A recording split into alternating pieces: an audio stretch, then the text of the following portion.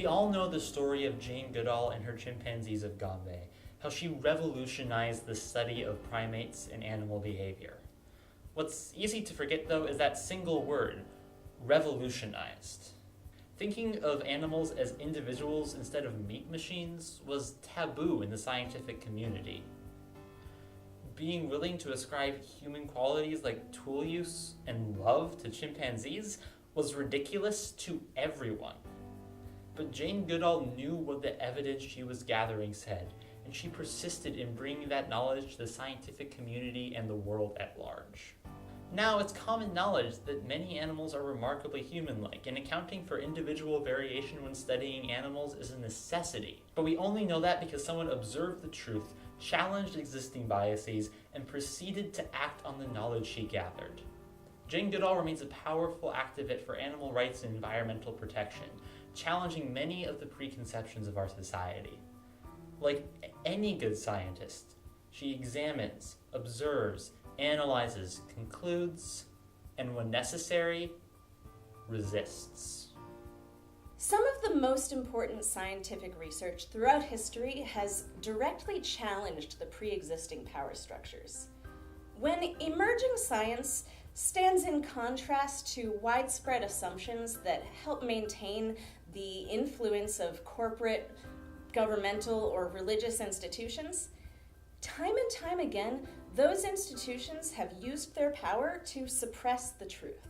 Usually, it takes years of the perseverance of scientists and their allies before society's understanding of reality begins to change, and longer before the particular influence of those institutions begins to dwindle. Another example. Starting in the late 1800s, the tobacco industry both used and helped define the emerging consumer culture. Through marketing and ubiquity in the media, they engineered American society to revolve around the idea that smoking tobacco is normal, healthy, and expected of pretty much everybody. Just watch some old movies to get an idea of how effective this really was. By the early 1950s, the science was very clear. Smoking tobacco causes lung cancer and other diseases of the heart and lungs that lead to early death. This truth stood to threaten the tobacco industry, but they were practiced in social engineering. They knew that at that point in history, the public trusted science and would see right through mere advertising. So they started funneling money towards creating an apparent scientific controversy. Sound familiar? For decades, they made it appear to the public as if there were no scientific consensus on the health effects of tobacco.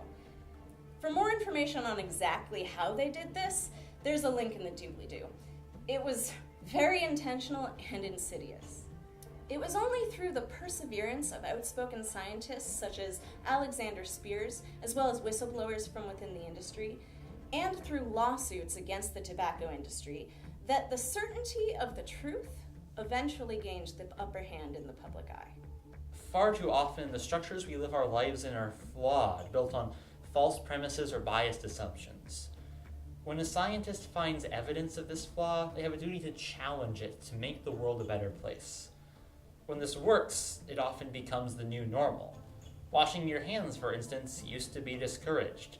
And aren't you glad that assumption was challenged? But it's easier to understand why this is important when it doesn't work. We've already made a video talking about intersex conditions. For those who don't know, it's remarkably common to be born not being either male or female, either having ambiguous genitals or sexual characteristics that are atypical for the genitalia you do have. If this is shocking to you, you're not alone. Very few people know how common intersex conditions are. One group of people who have known, and have known for decades, is doctors. Intersex conditions are a well-documented scientific fact, and despite this, doctors have thought of them as disorders for far too long. What should have been used as evidence to challenge the sexual binary was instead turned into shameful disorders of sexual development. Scientists have a duty to challenge assumptions built on false premises, because not doing so hurts people who are affected by those premises. So, the tensions between science and the powers that be are nothing new. The examples we've given, in many ways, feel like echoes of the current situation with the Trump administration. It certainly seems familiar to many Canadian scientists who are reaching out to their US counterparts because they've been here before. Scientific research and the publication of it for a wide audience was restricted in Canada under the Harper administration from 2006 to 2015. And now, the Trump administration is waging what appears to be an all-out war on science. They've removed information from government websites, threatened to cut funding to NOAA and the Earth Science Wing of NASA, and halted research by the EPA, subject to approval by political appointees. And at every turn, the Trump administration and its spokespeople seem to put a lot of effort into questioning the verifiability of scientific evidence in general. Thankfully, the American people are ready to resist and fight for policies that are based on scientific evidence, and for the continued funding of scientific research. The March for Science on Earth Day, April 22nd of this year, drew 40,000 people to Washington, D.C., and hundreds of thousands more to concurrent rallies held in over 600 cities around the world.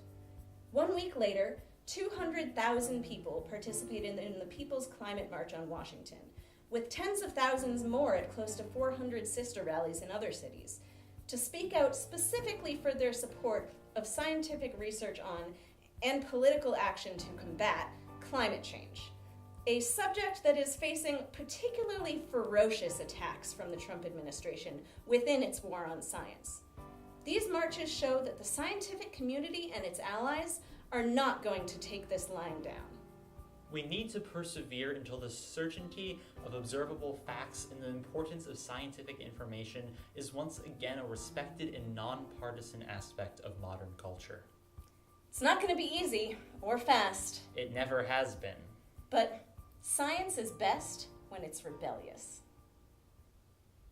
Scientists who studied the rivers were forbidden to speak or to study the rivers. The scientists who studied the air were told not to speak of the air, and the ones who worked for the farmers were silenced, and the ones who worked for the bees. Someone from deep in the Badlands began posting facts. The facts were told not to speak and were taken away. Now it was only the rivers that spoke of the rivers and only the wind that spoke of the bees, while the unpausing factual buds of the fruit trees continued to move toward their fruit. The silence spoke loudly of silence, and the rivers kept speaking of rivers, of boulders and air. In gravity, earless and tongueless, the untested rivers kept speaking. Bus drivers, shelf stockers, code writers, machinists, accountants, lab techs, cellists kept speaking. They spoke the fifth day of silence.